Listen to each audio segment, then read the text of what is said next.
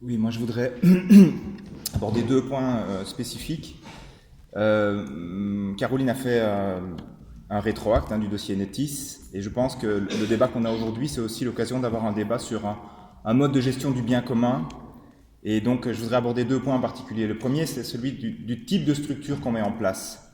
On évoquait justement hier le cas du Bois Saint-Jean, qui a été une sorte de triste pionnier en la matière. Netis, c'est la création d'une société anonyme afin de gérer une entreprise et ses filiales qui sont pourtant fondées avec des deniers publics. Et la structuration même en société anonyme a pour conséquence, à notre estime, d'éloigner le lieu de décision du contrôle politique. Dans une intercommunale, la répartition politique des membres de l'AG et du CA, comme leur remplacement, sont certes imparfaits, mais ils sont directement liés à la représentation politique. En votant, on a la possibilité de modifier les représentants et donc les choix stratégiques de la structure. C'est bien moins le cas dans le cas d'une société anonyme. Et quand on ajoute, comme dans le cas présent, une coquille vide, finant pas, qu'on ne peut pas la nommer, qui est ajoutée entre la société anonyme et l'intercommunale, qui en est propriétaire, on peut difficilement penser que le but était autre que d'affaiblir précisément le contrôle politique sur l'outil qui était créé. Lors de leur audition en commission générale le 7 septembre dernier, ici même, les dirigeants d'Enodia ont nié être informés de la vente des filiales du groupe. On était plusieurs conseillers communaux à les questionner sur cette question. Et donc il y a deux options. Soit ils nous ont menti et c'est grave, soit ils ne savaient pas et c'est pire encore. C'est pourquoi il est très regrettable de ne pas avoir pu les entendre aujourd'hui. C'était une de nos demandes. La structuration en société anonyme a longtemps également permis de masquer et de ne pas pouvoir contrôler les salaires parfois astronomiques des patrons. On a deux demandes, malheureusement, monsieur monsieur le secrétaire communal n'est pas présent. On avait deux demandes, monsieur le directeur général, pardon. C'était d'obtenir un verbatim des auditions du 7 septembre, puisqu'elles étaient enregistrées. On aimerait vraiment bien retrouver les exactes questions qu'on a posées et les exactes réponses qui nous ont été données.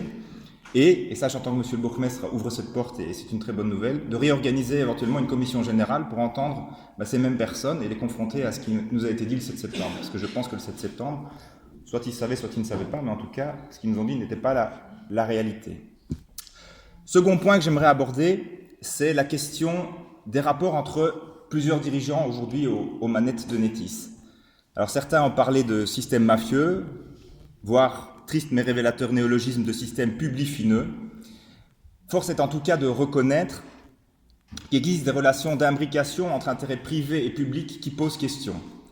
Netis, sous l'impulsion de M. Moreau, tente donc de revendre deux filiales du groupe, Win et Elicio, à M. Fornieri, qui est lui-même membre du CA de Netis. M. Fornieri se propose de mettre M. Moreau à la tête de ces filiales une fois celles-ci privatisées à son profit.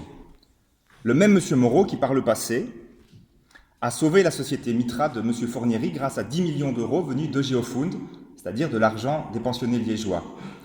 Mitra, qui a également pu compter sur le soutien de Nochac, ex-Meusinvest, structure dans laquelle M. Fornieri siège également. Ajoutons encore que l'on retrouve CMI, enfin John Cockerill aujourd'hui, parmi les futurs potentiels acquéreurs, alors qu'un de ses dirigeants, M. Meyers, est également membre du CA de Netis.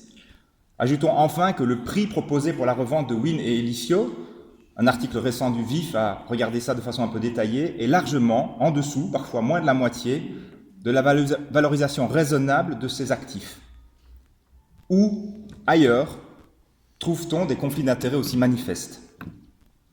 Comment peut-on parler de capitaine d'industrie? Ça a été évoqué par Quentin.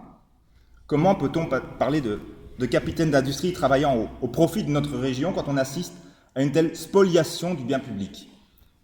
Il a fallu quelques jours à peine à Belgacom pour se séparer de Madame Leroy quand on a découvert qu'elle avait confondu intérêt personnel et collectif. Le scandale Publifin a éclaté depuis plus de 1001 jours. Et on a un peu l'impression que chaque jour, la Sherazade de Netis raconte aux responsables d'Enodia une douce histoire pour reporter son départ. Changer de nom tous les ans ne suffira pas éternellement. Le problème, c'est bien l'équipe dirigeante qui est en place aujourd'hui. Je vous remercie.